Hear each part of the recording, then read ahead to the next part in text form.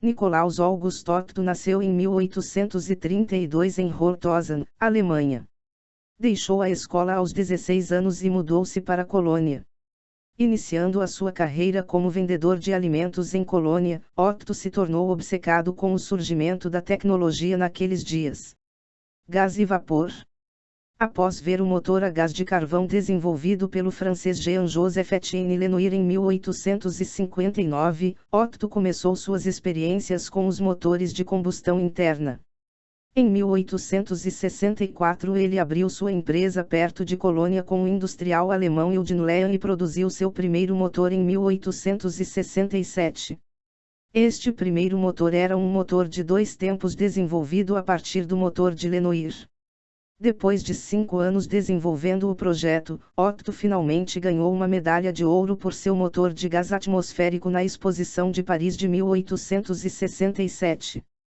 Por um feliz acidente, Otto descobriu o valor da compressão da mistura do combustível e ar antes de queimar. Nasceu assim a ideia do ciclo de Otto, ou ciclo de 4 tempos. Em 1876 Otto e Lehn apresentaram um motor novo de 4 tempos mais eficiente que o anterior que tornou-se o motor do ciclo Otto.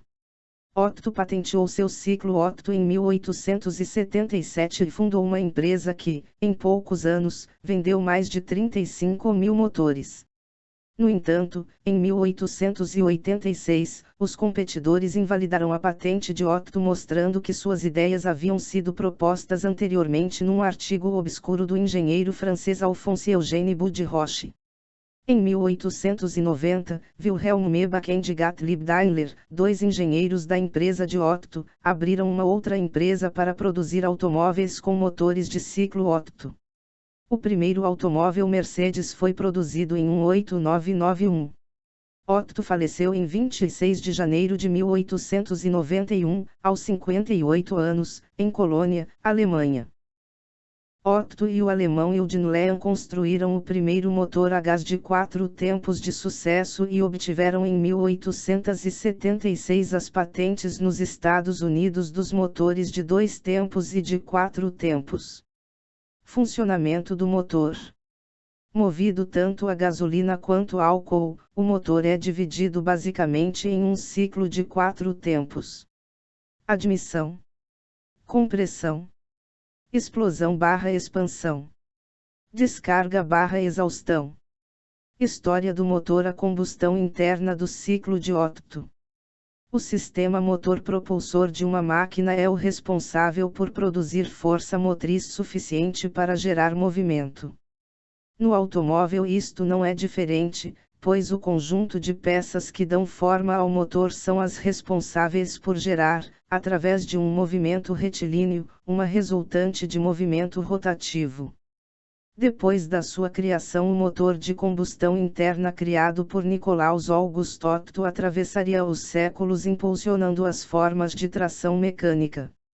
Com as ciências da antiga geração, do século XVII, foi que o homem buscou construir um mecanismo para gerar força de uma maneira automática, diferente de uma tração humana ou animal, e que pudesse levá-lo a grandes distâncias e certas velocidades maiores que as de seus passos.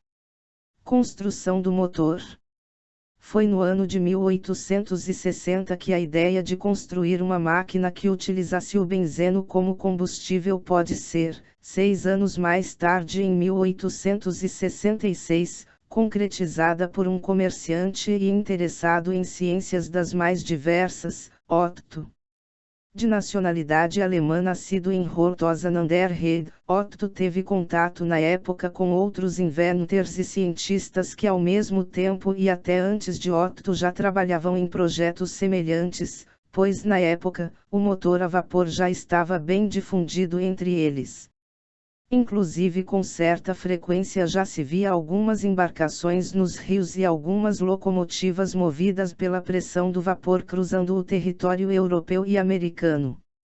Otto teve a ideia de construir um mecanismo, baseado no conjunto mecânico de pedal e manivela muito utilizado em serviços braçais e nas bicicletas, onde uma mistura de ar e combustível pudesse explodir e gerar força e movimento.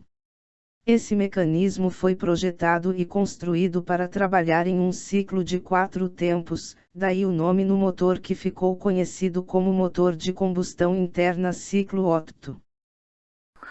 Hoje completam-se 132 anos da morte de Otto.